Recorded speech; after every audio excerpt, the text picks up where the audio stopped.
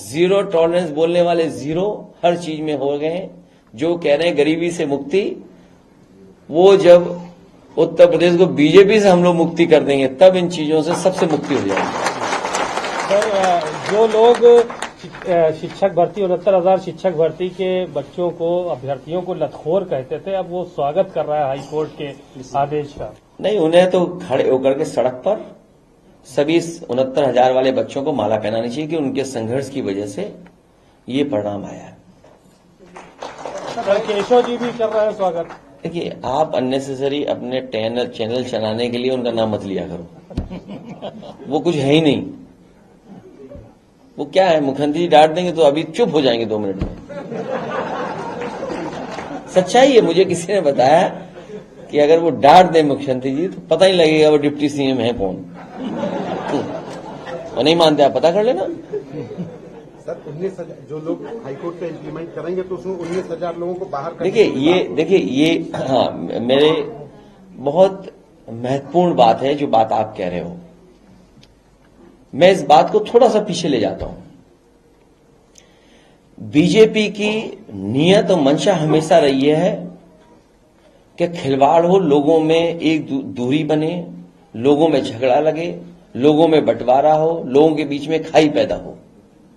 सबसे पहले जब मेरिट से भर्ती पुलिस की हुई थी, उस समय जो परिणाम बना था वो पहले जो व्यवस्था थी आरक्षण की, उसके तहत बना था। पूरा रिजल्ट बना हुआ कोर्ट में रखा था, क्योंकि हमारी सरकार नहीं बनी समाजवादियों की और बीजेपी की सरकार आ गई। उस समय तक यह फैसला आ गया था कि जो पिछड़े और दलित के लोग हैं उनको अपनी कैटेगरी में रखना पड़ेगा, उस कैटेगरी से बाहर नहीं जा सकते हैं। हालांकि वो सुप्रीम कोर्ट का फैसला था। हालांकि मूल भावना जो आरक्षण की उसके खिलाफ थी, मूल भावना से खिलवाड़ लगातार भारतीय जनता पार्टी कर रही है। तो जो बच्चों का रिजल्ट घोषित हुआ था, वो पहले वाला जो रिजल्ट बना था जिसमें जनरल में भी बच्चे आए थे, बैकवर्ड और दलित, वो रिजल्ट बना था।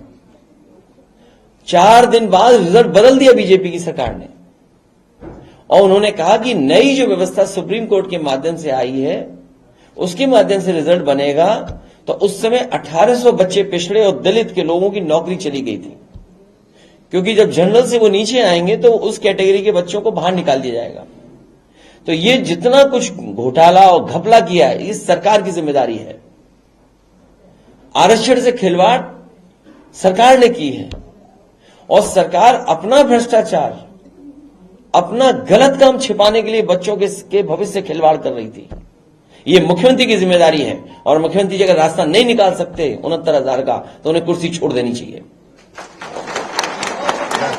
और क्योंकि उन्होंने न केवल पिछड़े दलितों के साथ खिलवाड़ की है, बल्कि जो बच्चे निकलेंगे उनके भविष्य के साथ भी खिलवाड़ की है उन्होंने।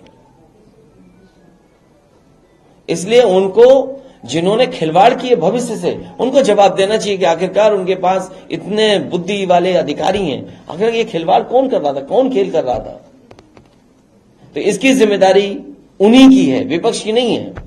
और ये जो उस पार्टी के लोगों के जो बार बार स्टेटमेंट आते हैं, वो ये कहते हैं कि नहीं हम भी आरक्षण के पक्ष में, हम भी पिछड़ों के पक्ष में, हम भी जातीय निर्णय के पक्ष में। याद रखना, वो स्वार्थ में और बीजेपी को बचाने के लिए स्टेटमेंट देते हैं।